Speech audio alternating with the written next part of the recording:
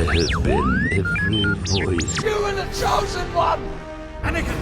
Anakin! This is where the fun begins. Inside your head.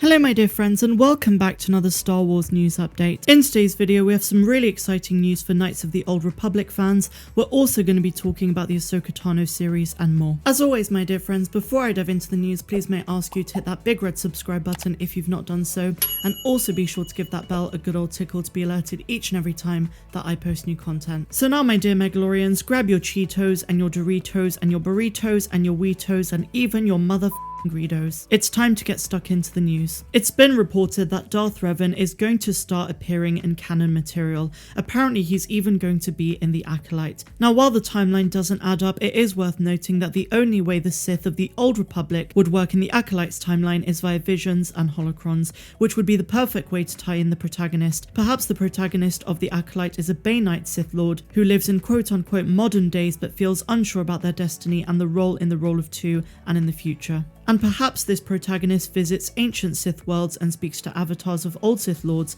via holocrons. And one of these could be Darth Revan, and this is a great suggestion that was made on Reddit. So let's take a look at what this article says. Disney is reportedly looking to delve into the lore of the Sith with some upcoming Star Wars content. According to Kessel Run Transmission's Corey Van Dyke, Darth Revan will appear in an upcoming property. During the HoloNet Marauder podcast, Van Dyke revealed that Darth Revan will connect to the upcoming show, The Acolyte. At first, Darth Revan is going to appear in hologram form, and then he's going to appear in his own series during the events of Knights of the Old Republic. So this is what he had to say. If you're a fan of KOTOR or Knights of the Old Republic, Darth Revan is coming back very soon. There's going to be a big push for Sith characters after The Mandalorian, and that's going to be Disney Plus's big slate. He then states, obviously the timeline won't match up, but he knows for sure that there's concept art for Darth Revan in hologram form, which he believes to be for the Acolyte. As we know, Darth Revan was first introduced in Star Wars Legends continuity in the 2003 game Knights of the Old Republic. Revan was a Jedi Knight who broke from the Order and formed a Sith Empire that waged war against the Galactic Republic. Eventually, he went on to abandon the Sith and retrain as a Jedi. He was re-established in the current Star Wars canon with a mention in the Rise of Skywalker visual dictionary. But what do you guys make of all of this? Are you excited to see Darth Revan again, but this time in live action form? Let me know your thoughts in the comments down below, as well as who you think should play the role. Now speaking of KOTOR, it's been reported lately that there is going to be a remake of Knights of the Old Republic that will come very soon. Apparently it's in the works at the moment at Port Studio Aspire Media. This news was first revealed by Bloomberg reporter Jason Schreier during an interview with Ben Hansen on MinMax. Rumours of the KOTOR remake have been swirling for some time, with reports in January of 2020 suggesting that the game was in development and would integrate elements of the first two games. So I will keep you guys posted when we do have updates for that game. So now we're going to be talking about Ahsoka Tano, who could continue the Skywalker legacy much better than the sequels. I'm just going to point out something which I don't know if many people realise. When the Ahsoka Tano series comes out, Ahsoka is going to be the first non-human lead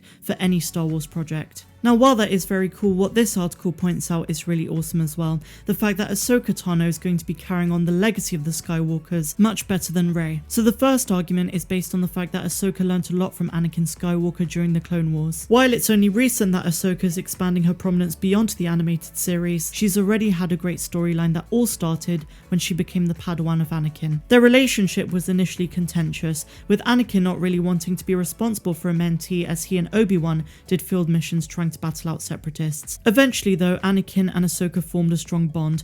As they spent time together, Ahsoka learnt a lot through her Jedi Master in various ways, including actually seeing him on the job. So while Luke and Leia were Anakin's biological children, the twins barely have any experience with their father. So essentially, Ahsoka knew Anakin better than most people did, and as such she learnt a lot from him. But speaking more broadly, aside from Anakin, Ahsoka learnt from the failure of the Jedi Order much better than Luke did. Now speaking of Luke, as divisive as The Last Jedi was, it did show us the true psyche of Luke when he came to terms with what the Jedi Order was all about. When Luke learned of the arrogance of the Jedi Order that allowed Sidious to rise to power underneath their noses, he became disgruntled with the whole cause. Ahsoka learnt this firsthand. Given her existence during the prequel era, Ahsoka witnessed firsthand how the Jedi failed in more ways than one during that time period. During her encounter with Din Djarin and Baby Yoda in The Mandalorian Season 2, she refused to train Grogu despite the kid clearly needing guidance. Ahsoka sensed so much fear in the infant. His attachment to his father Mando, coupled with his traumatizing past, makes him vulnerable to the dark side, something she learnt firsthand with her master, Anakin. Ahsoka already knew all of this and didn't want to commit to the same mistakes as her Jedi predecessors. The fall of Anakin Skywalker and the fact that Ahsoka left the Jedi Order a long time ago shows that she has a certain wisdom when it comes to understanding how the Force applies. And now we come to the fact that Ahsoka is more of a Skywalker than Rey ever was. The sequel trilogy essentially had two Skywalker heirs, Kylo Ren or Ben Solo and Rey, but it's fair to say that Rey's connection to the Skywalker lineage does not remotely compare to Ahsoka. Starting with Ben Solo, as the son of Leia and Han, he was poised to become a Jedi like his uncle Luke, but a series of unfortunate events led him down the dark path, which resulted in him becoming Kylo Ren, obsessed with Darth Vader. He was redeemed in the end, but did not survive past the final battle in The Rise of Skywalker. Rey, on the other hand, wasn't a Skywalker by blood. She's the granddaughter of Emperor Palpatine, something which she always struggled to accept. It's only after her enlightening conversation with the Force Ghost of Luke on Arc 2 that she realized that her lineage does not define her. Rey eventually adopted the Skywalker last name and remained to be the final bearer of the name in the Skywalker saga. But what we do know is Ahsoka was actually alive during the events of The Rise of Skywalker. While we heard the voice of Ahsoka speaking to Rey during the battle against Palpatine, Dave Filoni pointed out it doesn't mean that she's dead.